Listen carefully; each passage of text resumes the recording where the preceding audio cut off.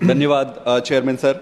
Sir, आज मैं आपके माध्यम से पंजाब में जो एक आर्टिफिशियल क्राइसिस क्रिएट किया गया, जिसमें कि किसानों को, आढ़तियों को और राइस मिलर्स को बहुत ज़्यादा नुकसान हुआ, उसके बारे में बातें रखना चाहता हूं। और ये इम्पॉर्टेंट इसलिए है क्योंकि ये पूरे देश में जहां जहां पर भी खेती होती है उससे संबंधित है।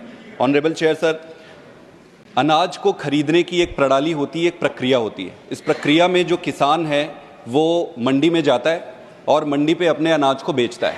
मंडी से फिर वो राइस मिलर्स के पास आती है पूरी अनाज, वहाँ पर उसका मिलिंग होकर वो एफसीआई के गोडाउन पे जाता है। एफसीआई के गोडाउन पे जाता है, वहाँ से फिर कई राज्यों में उसको डिस्ट्रीब्यूट किया जाता है। अगर इस पूरी प्रक्रिया में एक भी कड़ी को हटा दिया जाए या डिसरप्ट कर दिया जाए तो सीधे सीधे किसानों को, आढ़तियों को, राइस मिलर्स को बहुत नुकसान होता है, बहुत हिट करता है उनके बिजनेस को। अब आप ये मानिए कि पंजाब में इस बार धान खरीदी के समय जो एफसीआई के गोडाउन्स थे वो खाली नहीं किए गए। उसके अलावा 2 लाख मीट्रिक टन जो राइस मिलर्स के पास पहले से पिछली फसल के जो स्टोर्ड धान थे वो उसको हटाया नहीं गया। तो जब आपके गोडाउन्स और राइस मिलर्स में जगह ही खाली नहीं बचेंगे तो प्रोक्योरमेंट हिट होगा। इससे क्या हुआ कि किसान लाइन लगाकर मंडी पे खड़े रहे, लाइन लगाकर मंडी पे खड़े रहे, उनको कई जगह सस्ते, हड़बड़ी में, डर में सस्ते रेट पे देना पड़ा।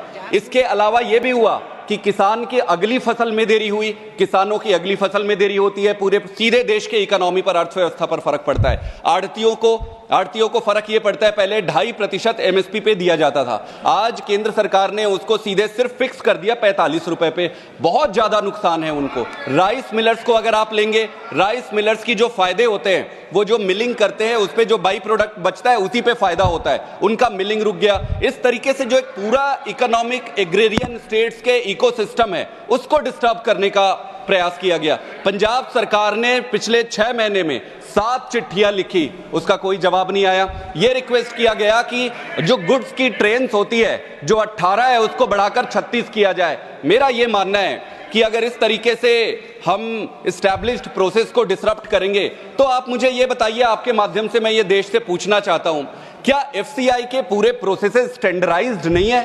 क्या एफसीआई के टाइमलाइन कैलेंडर में फ्रोजन नहीं है कि फलाने महीने के फलाने तारीख को फलाने चीज होनी है? और अगर ये फिक्स्ड है तो ऐसा क्या हुआ इस बार? ऐसा क्या हुआ इस बार कि इस पूरी प्रक्रिया को अस्त व्यस्त किया गया?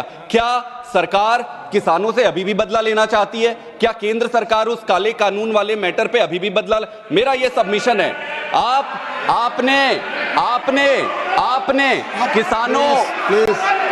आपने किसानों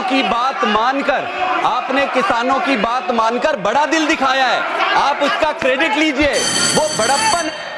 टाइम खत्म हो गया आपका। माननीय प्रमोद तिवारी जी, प्लीज आपस में बात नहीं करें, प्लीज।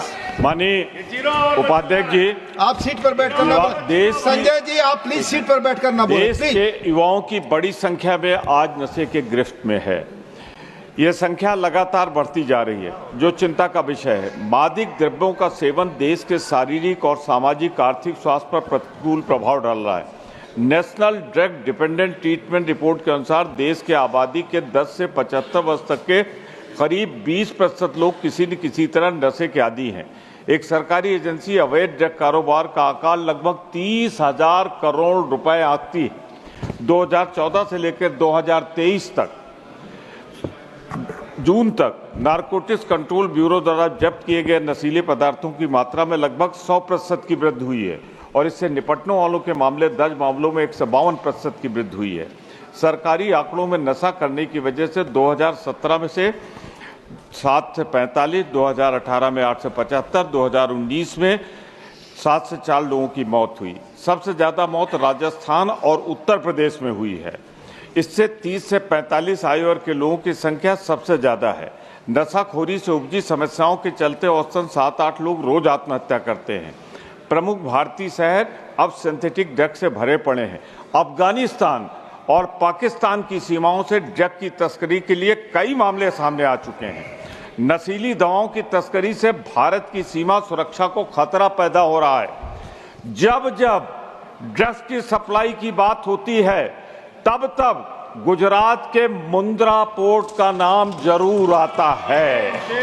ये बंदरगाह नशे की सप्लाई को लेकर बदनाम हो चुका है। कुछ महीने ही गुजरते हैं कि मुंद्रा बादशाह में नशे की खेप की बरामद करने की खबर आ जाती है। यह बड़ी पोर्ट है जहां 21,000 बड़ा पोर्ट है जहां 21,000 करोड़ की ड्रग्स बरामद हुई है। मान्यवर, इस पोर्ट में आए दिन करोड़ों की सिगरेट भी जब्त होती है। गुजरात ड्रग का सेंटर बन गया है और सारे ड्रग्स मुंद्रा पोर्ट से निकल रहे हैं, लेकिन सरकार यहां कार्रवाई नहीं कर रही है। गुजरात के युवाओं के भविष्य नष्ट हो रहे हैं। मैं इस सदन के माध्यम से केंद्र सरकार से आग्रह करता हूं, क्योंकि मुझे आपके माध्यम की जरूरत है, क्योंकि इस मुंद्रा एयरपोर्ट के मालिक अडानी है, अडानी है। आप विषय पर बोले प्रमोद जी। विषय पे बोल रहा हूँ प्रमोद जी, विषय पर बोलिए। सिर्फ आप आ गए तो मैं विषय पे बोलूंगा। मानवर, मैं कहना चाहता हूँ कि पिछले 3 वर्ष देखें तो मुंद्रा एयरपोर्ट गुजरात में पाकिस्तान और अफगानिस्तान से सीधे ड्रग्स आ रही, जो अडानी का ड्रग है। अब बताइए, अफगानिस्तान और पाकिस्तान से कनेक्शन किसका है? मैं कहना चाहता हूं इनके दोस्तों का है, और इसीलिए तो मुंद्रा एयरपोर्ट से आ रहा है। मैं बहुत स्पष्ट कहना चाहता हूं कि अडानी के एयरपोर्ट से